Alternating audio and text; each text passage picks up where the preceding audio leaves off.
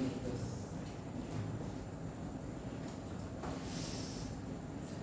Yang pertama, sebelum kita tahu dengan penyakitnya, kita harus mengetahui dulu apa itu diabetes itu.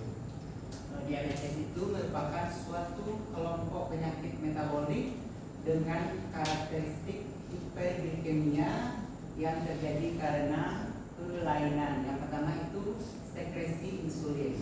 Yang kedua, kerja dari insulin. Yang ketiga, atau kedua-duanya, baik itu sekresi insulinnya atau kerja insulinnya. Ya, keduanya itu nanti akan menyebabkan seseorang diabetes mellitus.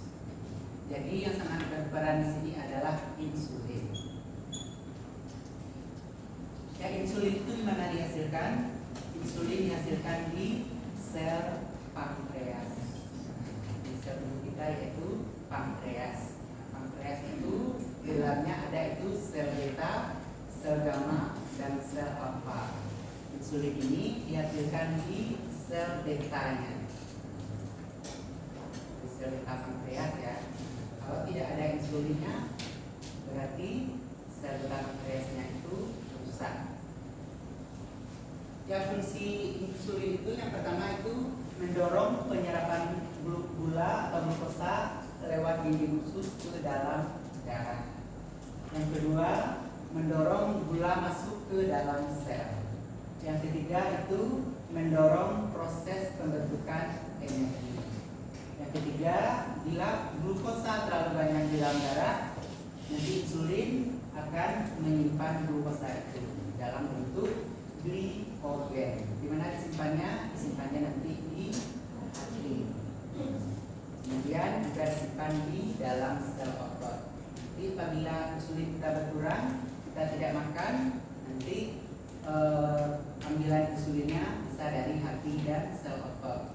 Makanya pada saat kita berpuasa itu kan kita tidak makan ya, tapi kita tetap berenergi karena gula itu diambil dari hati dan otot ya. Jadi energi itu diambil dari gula dan otot. Hati dan otot. Kemudian apa sih yang menyebab seseorang itu menjadi menderita penyakit diabetes mellitus? Yang pertama itu obesitas. Obesitas itu orang yang gemuk ya. Kegemukan itu nanti dia dapat menghambat sekresi insulin. Yang kedua itu makanan-makanan yang berlemak. Nanti bisa menyebabkan penyakit kolesterol atau hiperlipidemia. Kemudian ada hipertensi, kemudian gaya hidup yang tidak sehat seperti merokok, kemudian minum alkohol.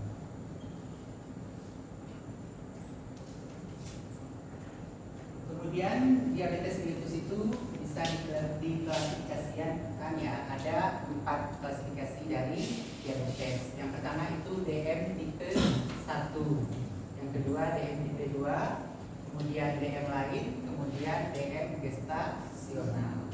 Ya, DM tipe 1 yaitu di mana insulinnya itu tidak ada. Insulin itu tidak dihasilkan oleh beta pankreas. Ya, disebabkan oleh karena autoimun dan penyakit idiopatik. Ya. Autoimun itu suatu penyakit di mana sel tubuh kita yang imun kita ini menyerang sel yang normal. Aturannya sel imun itu kan menyerang sel yang sel jahat atau sel yang berbahaya masuk dalam tubuh, mungkin diserangnya. Kalau autoimun dia menyerang sel-sel yang baik dalam tubuh. Ya, salah satunya dia akan menyerang sel beta pankreas tadi. Artinya dia tidak menghasilkan insulin. Nah, kemudian idiopatik itu karena gejala yang belum diketahui, penyebab yang belum diketahui. Ya, kemudian DM tipe 2 itu diakibatkan karena resistensi insulin dan juga sekresi insulin. Dua kata kuncinya ya, dia insulinnya itu resisten. Nah, kemudian sekresinya berkurang. Insulinnya itu dihasilkan, tapi sekresinya berkurang, kemudian resistensi insulin. Nanti insulin ini ada reseptor reseptor nanti akan menerima dia karena dia reseptornya ini tidak resisten lagi, maka jumlahnya akan berkurang. Kemudian tipe lain itu ada defek genetik sel beta, kemudian defek genetik kerja insulin, kemudian penyakit eksofrin pankreas, kemudian endokrinopati, kemudian bisa karena obat dan zat-zat kimia. Obat-obat yang kita makan bisa juga meningkatkan glukosa darah yang nantinya bisa menyebabkan diabetes mellitus. Kemudian infeksi, kemudian sebab imunologi yang lain, kemudian sindrom genetik lain yang berkaitan dengan DM. Kemudian ada DM gestasional, di mana DM ini terjadi pada ibu hamil.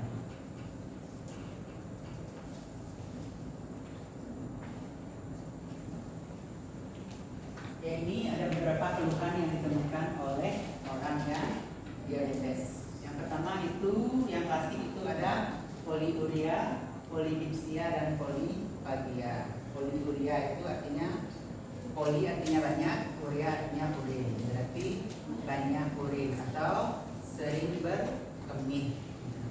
Berikutnya ada itu polidipsia. Poli itu banyak, dipsia apa? Dipsia. Poliuria, polidipsia dan polifagia. Kalau polifagia, dipsia itu banyak minumnya, kalau fagia banyak makan. Artinya orang DM itu dia banyak minum, banyak makan dan banyak pipis atau urin. Kemudian keluhan lain bisa lemah badan, kesemutan, kemudian mata kabur dan disfungsi ekresi pada pria serta proliferasi pada wanita. Itu gejala yang klasik yang nanti dialami oleh orang yang DM. Ya, karena kerja dari insulin tadi itu untuk memasukkan glukosa ke dalam sel. Ya, berikutnya kita masuk ke patofisiologi DM-nya. Ini kira-kira gambaran dari ini sel pembuluh darah kita ya. Di dalam pembuluh darah kita ini makanan yang kita makan, apa makanan kita makan? Ya, karbohidrat ya. Ya, karbohidrat itu merupakan polisakarida ya. Dia tidak bisa larut di dalam darah. Makanya nanti dia akan dipecah dulu menjadi ya polisakarida, disakarida dan monosakarida. Glukosa itu merupakan monosakarida, menjadi dia yang paling kecil ya. Nanti dia masuk ke dalam saluran darah glukosa itu ya. Nah, glukosa ini dibutuhkan nanti untuk energi dalam tubuh kita. Ya, kerja insulin tadilah yang mendorong atau memasukkan glukosa ke dalam sel, bukan insulinnya ya, tapi glukosa ke dalam sel. Nah, sel yang dalam tubuh kita ini semuanya membutuhkan energi untuk bisa bekerja. Nah, baik itu sel otak, sel hati, semua sel yang untuk bekerja dia membutuhkan energi. Energi itu dari mana? Dari glukosa. Glukosa itu nanti akan diubah menjadi ATP ya, adenosine trifosfat, yang nanti akan berubah menjadi energi. Nah, nanti insulin itu dia hanya sebagai istilahnya itu sebagai mediator ya, atau kalau diibaratkan ada gembok dan kunci. Ya, insulin itu merupakan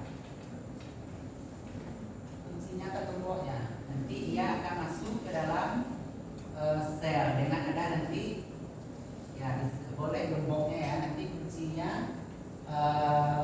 ada di sini. Di sel itu ada namanya mediatornya atau istilahnya itu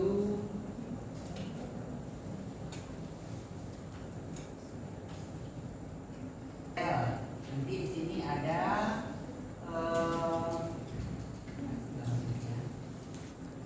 Kita masuk patofisiologi diabetes mellitus ya. Ya, ini kita gambarkan ini adalah pembuluh darah. Ya, di dalam pembuluh darah ini ada darah ya. Darah itu mengandung glukosa nantinya. Dari makanan yang kita makan, berupa apa tadi? Ya, karbohidrat itu merupakan polisakarida yang nanti akan dipecah menjadi monosakarida yaitu berupa glukosa, karena hanya glukosa yang bisa diserap oleh sel atau yang bisa masuk ke dalam sel. Ya, insulin tadi fungsinya sebagai kunci dan gembok ya, dia merupakan kunci, kemudian ada gemboknya berupa reseptor di masing-masing organ yang akan dia tempati. Misalnya tadi bisa organ hati, bisa organ jantung.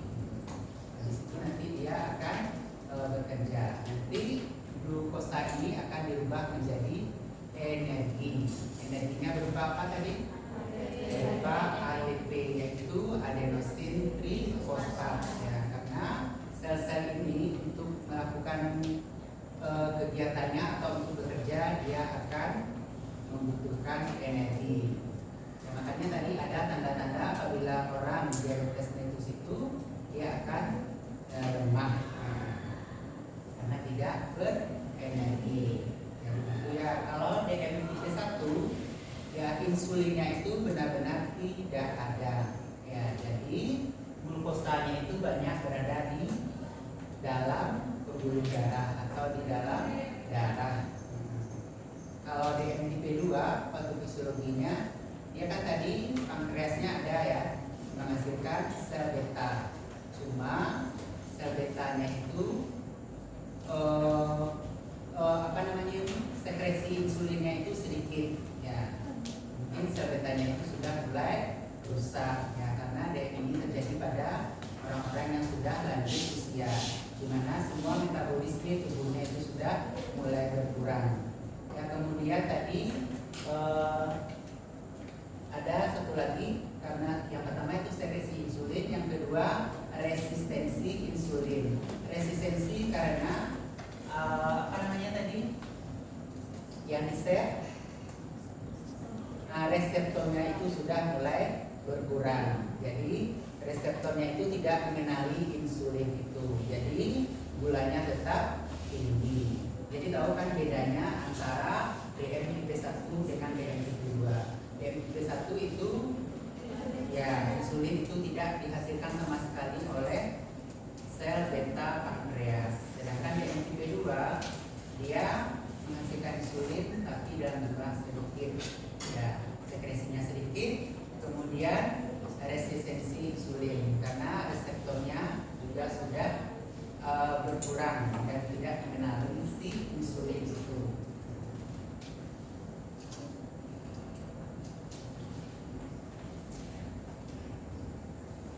Yang berikutnya kita masuk ke komplikasi dari DM. Yang komplikasinya itu ada mikrovaskular dan ada makrovaskular. Itu untuk komplikasi yang kronis. Kemudian yang komplikasi akut, hipoglikemia dan hiperglikemia. Ya, kalau kronis itu dia berlangsung lama nampaknya atau berdampaknya itu lama. Setelah beberapa tahun dia mengidap penyakit DM baru terasa. Kalau yang komplikasi akut itu waktunya itu terjadinya itu secara cepat dan rentang waktunya itu sempit ya. Yang komplikasi akut itu hipoglikemia. Hipo itu rendah ya, kurang glukosa darahnya. Kemudian hiperglikemia bisa meningkat, itu komplikasi, bisa dia kurang glukosa darahnya, bisa rendah dan bisa tinggi. Kemudian yang ada di mikrovaskular yaitu retinopati. Retinopati itu nanti akan mengganggu mata. Jadi pada orang DM itu biasanya matanya juga akan rusak. Kemudian nefropati. Nefropati itu apa? Saraf ya. Jadi sarafnya juga akan rusak. Saraf-saraf yang lain juga akan, baik itu saraf yang besar maupun saraf kecil atau saraf kecil. Ya, bisa orang tadi gejalanya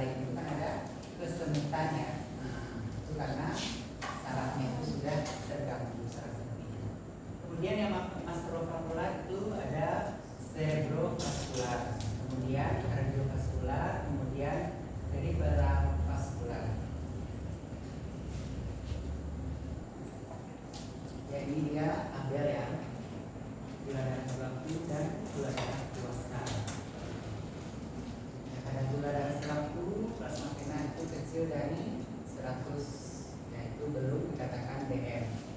Ya, kalau 100 sampai 199 yaitu belum pasti dia DM. Tidak 90. Kemudian yang 90 sampai 199 itu belum pasti DM. Kemudian yang lebih dari 200 itu baru DM. Kemudian glukosa darah puasa, ya, yang plasma venanya itu kecil dari 100, yaitu belum dikatakan DM. Kemudian rentang 100 sampai 125 yaitu belum pasti DM. Ya, yang dikatakan DM itu lebih dari 125.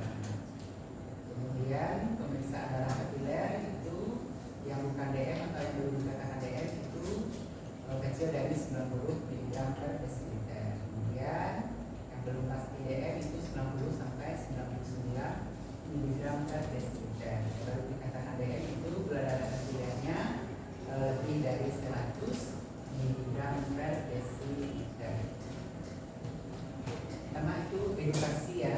Ya, kita berikan edukasi kepada pasien dengan DM. Ya, jadi kan pola hidup ya bisa menyebabkan seseorang itu menjadi DM. Maka kita edukasi bagaimana pola hidup yang baik itu DM. Ya, salah satunya itu mengurangi bukan gula ya. Kalau mengurangi gula nanti ya tidak ada gula pasien DM itu. Ya, yang pertama tadi obesitas ya. Karena dia obesitas maka kita edukasi dia untuk menurunkan berat badannya sesuai dengan indeks massa tubuhnya. Kemudian merokok ya kita harus hentikan merokok. Kalau dia minum alkohol harus kita edukasi pasiennya untuk tidak minum alkohol. Dan kemudian untuk yang lainnya. Kemudian ada terapi nutrisi yang medis atau TNM.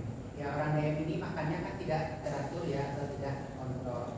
Makan sedikit aja nanti gulanya sudah melonjak. Ya, maka terapi nutrisi itu sangat penting. Ya, misalnya makan itu tidak boleh lebih lewat dari jam 6 malam. Ya, harus ada makan diatur ya, makan pagi jam 6, makan siang jam 12 dan makan sore nanti jam 6. Ya, kalau malamnya nanti ya boleh makan buah saja. Ya, kemudian bisa latihan jasmani seperti olahraga.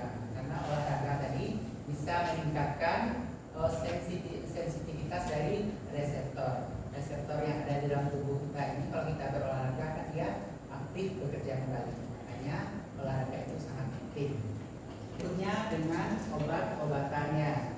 Yaitu yang pertama untuk DM tipe 1 karena insulinnya tidak ada maka insulinnya didatangkan dari luar.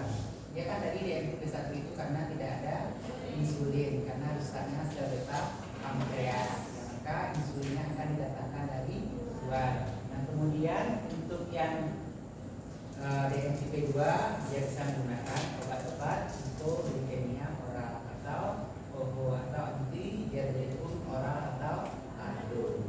Peran DM tipe 1 yaitu keadaan ya insulin ya diperlukan pada keadaan yang pertama penurunan berat badan yang cepat, kemudian hiperglikemia berat yang disertai dengan ketosis, kemudian ketoasidosis diabetikum, kemudian hiperglikemia hiperosmolar non ketotik, kemudian hiperglikemia dengan acidosis laktat, kemudian gagal dengan kombinasi obat-obat hiperglikemia oral atau dengan menggunakan obat-obat oral. Ya, kalau gagal dia nanti bisa ditambah dengan insulin. Ya, kemudian stres berat, kemudian gangguan ginjal hati yang berat, kemudian dia kontraindikasi atau alergi dengan obat-obat hiperglikemia oral. Ya, ini contoh-contoh dari insulin. Ini berdasarkan lama kerjanya ya. Insulin kerja cepat itu rapid acting insulin. Itu contohnya ada aspartat, glulisin dan glycerol. Kemudian insulin kerja pendek, short acting insulin. Ya, contohnya itu ada rapid